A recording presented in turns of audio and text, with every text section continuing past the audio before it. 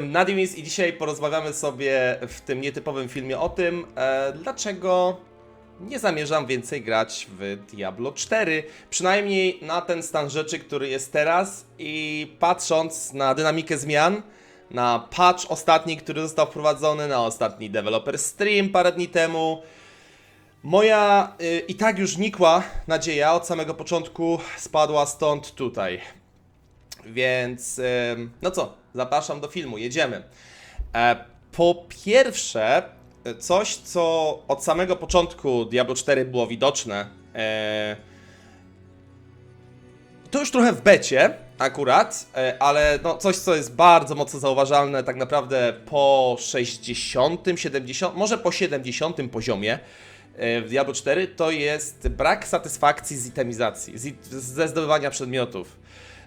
Brak poczucia progresji i a jeżeli już jakaś jest, jeżeli już mamy jakiś item, który jest trochę lepszy od poprzedniego, to nie czujemy tego kicka, nie czujemy tego bodźca, że ani przypływu sił, dużego przypływu sił przez postać, no za wyjątkiem różnych unikatów, na przykład można podać za przykład na lodowej czarodziejce te bryczesy, nie? Te Ice Heart Bracers, spodnie, które no, powodują troszeczkę zmianę naszych obrażeń i to jest na przykład przykład dobrego itemu. Albo zbroja, która przy teleporcie powoduje, że przeciwnicy są przyciągani i to też jest przykład dobrego przedmiotu. Tylko takich przedmiotów jest mało, unikatów w Diablo 4 jest bardzo mało.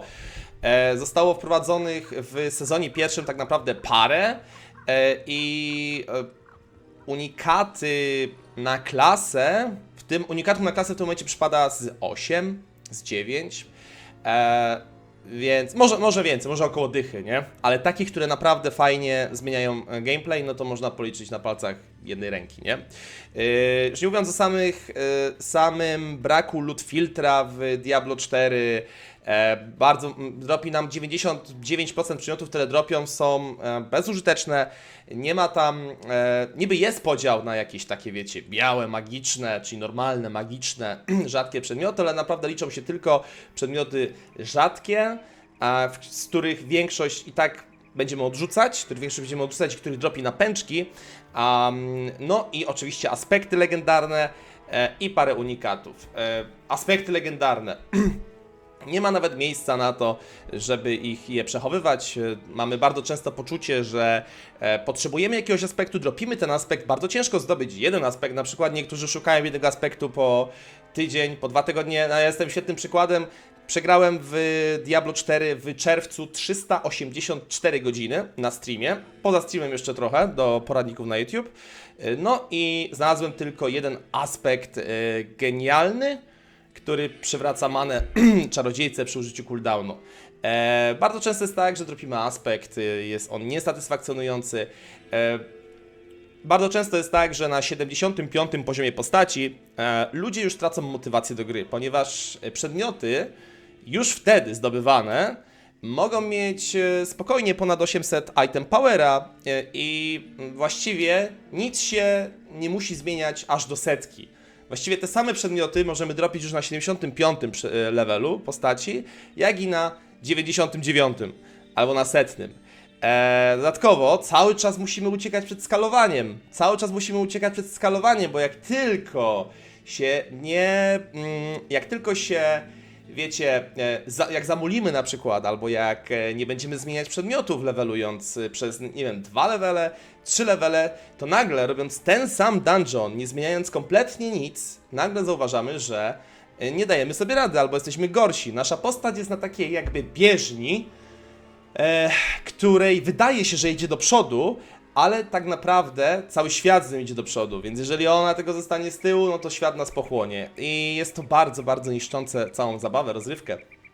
Z itemizacji, z progresu, satysfakcji, z chęci do gry, bo w Action RPG, ja wiem, że wielu z Was jest bardzo, wielu graczy Diablo 4 to są gracze, którzy nigdy nie grali w Action RPG, nie wiedzą na czym polega ten rdzeń hack and slasha, tego ARPGa, ale ja Wam powiem na czym. Na itemizacji właśnie, na przedmiotach, bo jeżeli zdobywanie przedmiotów będzie dla Ciebie satysfakcjonujące, to nie ma żadnego problemu, żeby utrzymać się w motywacji do tego, żeby na przykład farmić tego wypominanego mi i graczom Diablo 2 Mephista 1000 razy. Nie mam żadnego problemu z tym, żeby sobie zrobić 500 ranów na krowy w Diablo 2, 1000 balranów, 1000 Travinkal ranów, 1000 Mephisto, wykonując tą samą czynność w odstępie 1 minuty od drugiej czynności, ale mam problem ze zrobieniem 20 dungeonów w Diablo 4. Dlaczego? Dlatego, że po prostu mam od razu z góry wrażenie w Diablo 4, że to, co mogę zdobyć z tych dungeonów w D4, raczej na 99,9% nie da mi satysfakcji. A w Diablo 2 mam wrażenie, że mam taką nadzieję i wiem to, że jeżeli wypadnie mi Arachnid Mesz z Mephista, albo Podróżniki, albo Szako z Mephista, to poczuje moja postać przypływ sił, ale nie OP, nie stanę się nagle bogiem w tej grze, ale będzie to na tyle dostateczny przypływ sił, że będę chciał walczyć dalej, farmić dalej i mam kolejny cel odhaczony na swojej liście przedmiotów i w budowaniu swojej postaci. I tego brakuje, nie? I tego właśnie brakuje. Dodatkowo zmiany sezonowe, które weszły parę dni temu z patchem, czyli strategia na zasadzie nerfimy wszystko, co się da, żeby sztucznie przedłużyć grę, nerfimy zdobywane doświadczenie, w tam niektórych sytuacjach nerfimy wszystkie klasy, żeby były słabsze, żeby trochę wolniej ludzie grali, czyli to jest nic innego jak sztuczne przedłużanie gry. Jest to w ogóle szokujące, że deweloperzy firmy AAA robią takiego patcha.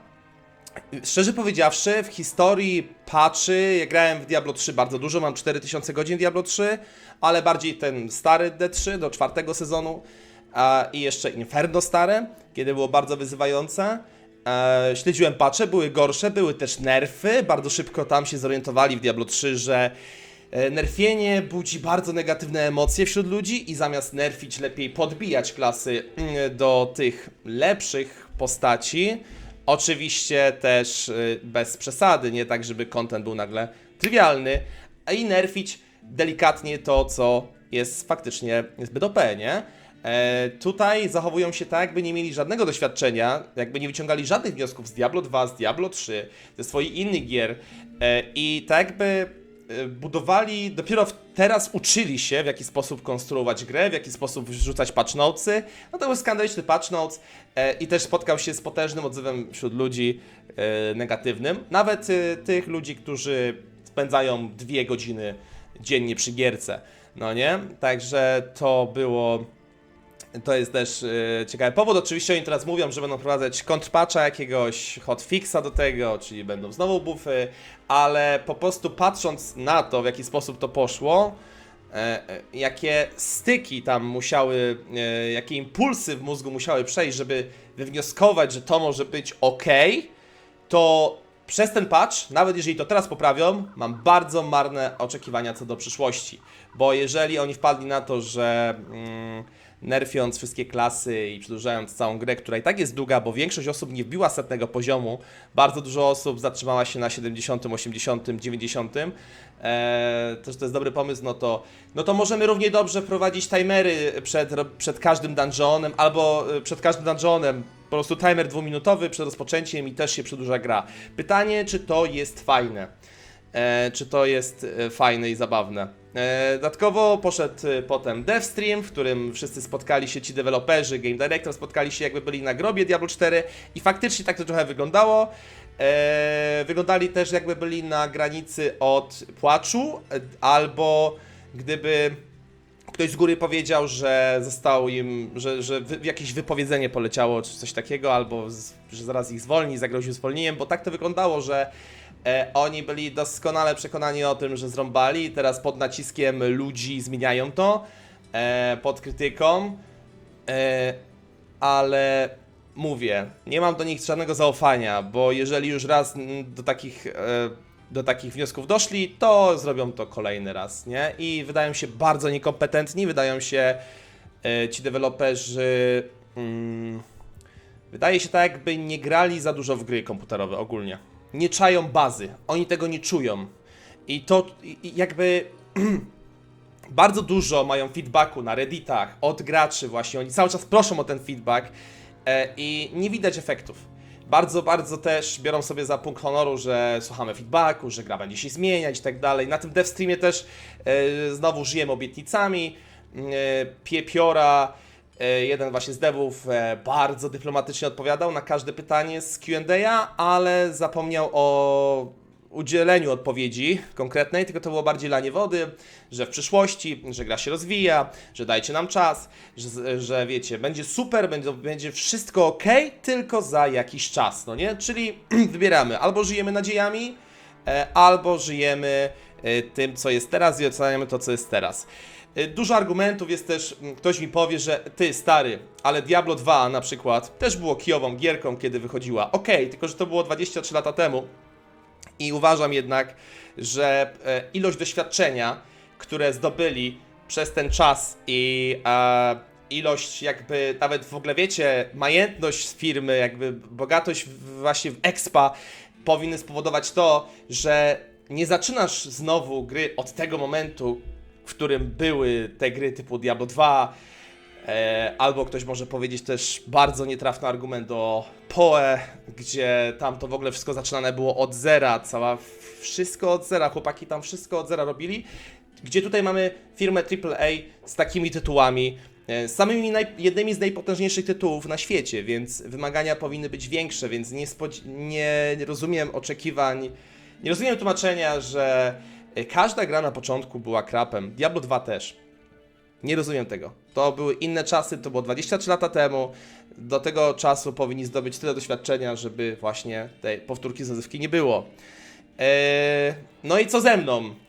Ja zostaję w Diablo 2, znaczy wracam do Diablo 2 i powiem szczerze, że po tej przerwie dobrze jest wrócić do pieprzonego domu, nie? I tak, zostaję w swojej bańce boomerskiej i stąd sobie będę hejtował Diablo 4. Bo tutaj mam fajną itemizację, tutaj mam świetną satysfakcję z właściwie wszystkiego, co robię.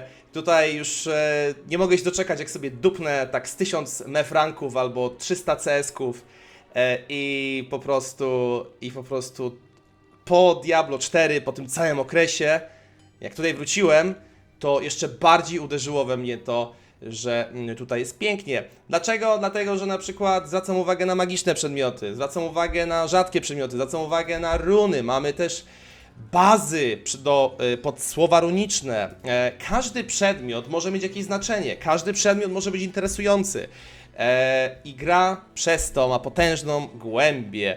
Oczywiście Diablo 2 nie jest perfekcyjne, brakuje mi tutaj wielu rzeczy, typu na przykład rzeczy, które zostały wprowadzone w PD2, czyli system koraptów, albo w PoE jest to bardziej znane jako system walorbów, czyli możemy rzucać kością, ryzykować utratą przedmiotu i możemy zyskać dzięki temu, dzięki podjęciu tego ryzyka, możemy zyskać po prostu jakiś dodatkowy stat na przedmiocie. Uważam, że to by rozmaiciło grę. Uważam też, że w Diablo 2 brakuje endgame'u i jest wiele rzeczy, które można byłoby zmienić w Diablo 2, ale wybieram D2, ponieważ itemizacja jest satysfakcjonująca i po prostu ja czuję chęć i motywację do tego i mogę to robić nieprzerwanie, non-stop od tych wielu lat.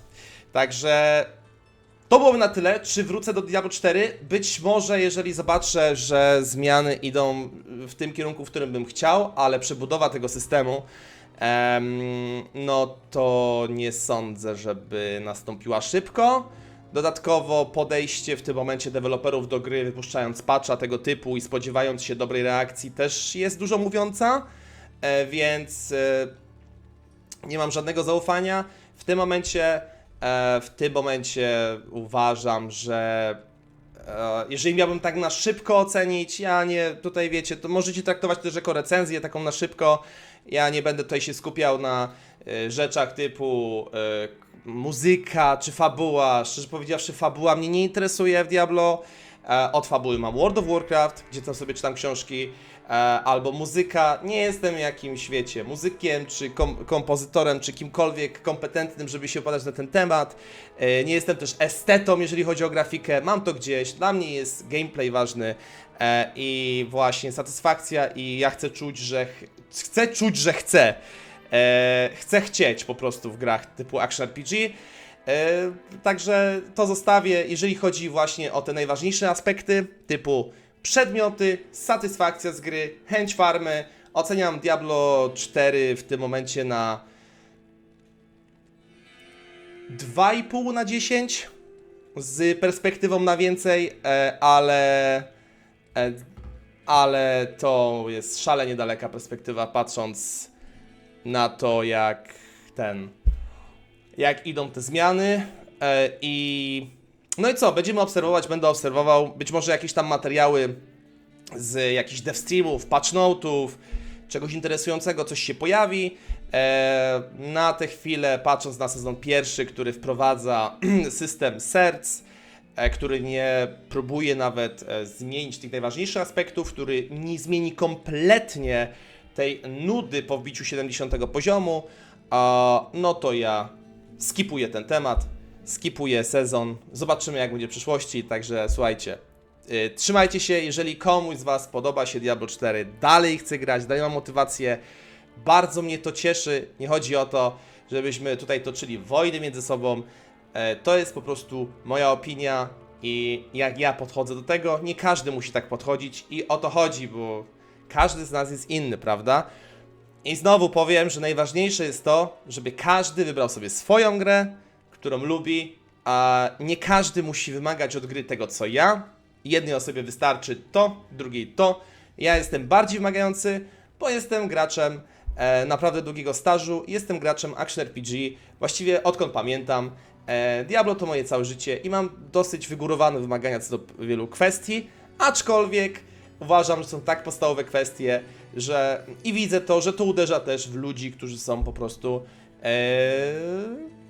casualami. I ja to widzę na streamie i ludzie mi to piszą na streamie, nie? Także słuchajcie, coś do przemyślenia, dawajcie znać w komentarzach, co o tym sądzicie. Ja się żegnam i lecę na speedrunka, bo trzeba czasy poprawiać. Trzymajcie się i do następnego. Boom!